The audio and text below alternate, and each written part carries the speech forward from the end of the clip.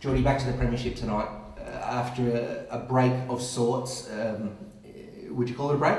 I'm not sure if it was a break or not. Certainly good for me in that Brett Deacon took charge for the cup competition, the Gallagher Cup. I thought the boys did a really good job. There was plenty of positives that come out of it. It was tough for us, 3-week block, 3 losses, which is obviously incredibly disappointing. But the positives from our point of view were, we rested a lot of bodies who've played a lot of football before that. We got an opportunity to see some young players on the field, and we got some bodies back who've been injured. Mike Fitzgerald, I suppose, case in point, played last weekend and will feature tonight. You talk about that experience, and you got some younger guys, some games. We've heard a lot about lessons being learned and how important that is. Can you explain a little bit of that? Because people have just been saying we're farming out a line. Yeah, I think that's the case. I think, there's a lot of young guys who haven't played any rugby at all this year, and I think it's very easy to sit on the sidelines and watch and think, I would do this or I would do that. The opportunity in the Cup is to actually play, get on the field, experience it, make mistakes, and then us as a coaching group can strip that back and say, what about this? Could you do this better? We need you to do this better. I think, the experience of playing in a fast-moving game is very much different to replicating anything in training. And although we try to do it in training, it's just not the same as having actually somebody who's trying to take your head off.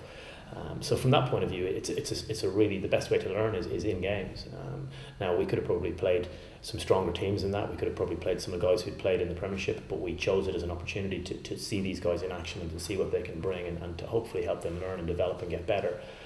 We ran into some tough teams in the competition. Saracens away in week 1 are always going to be difficult, and we ran into nigh on a full strength Worcester and Sale side, who were really preparing for sort of premierships, and the way the fixtures fell didn't help us.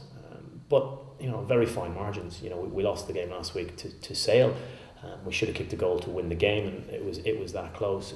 But everybody learns a lesson from that. Young Tom Hardwick knows that he's got to do extra reps and practice kicking into the wind, and he's got to keep his nerve, because that's a kick that he would kick 9 times out of 10. What have you learned from the last few weeks? You obviously got to sit back a little bit. What have you taken away? Yeah, it was really good for me as a head coach to be able to just sit back and give the responsibility to Brett and Anthony Allen with regards to running the team. I think sometimes when you're in the middle of it, it's very difficult to see the wood for the trees. So sometimes just that step back enables you to see different things in different shapes. And certainly I've learned that when and where possible, it's actually easier to see the running and functioning of a team when you're just probably 10 metres further back.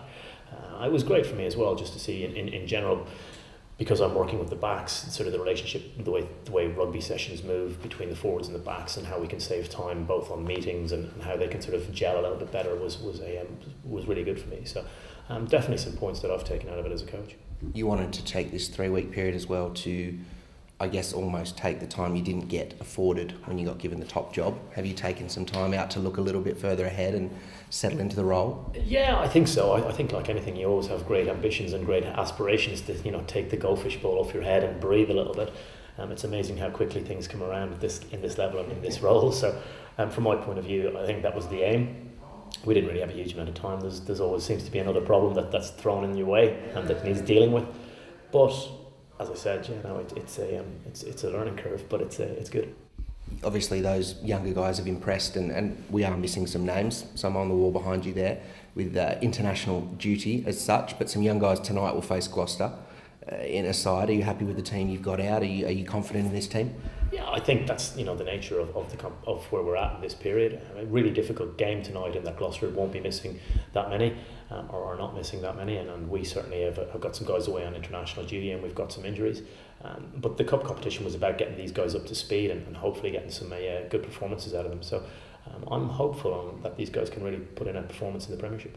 They're a pretty well-rounded team, Gloucester, tonight's opponents.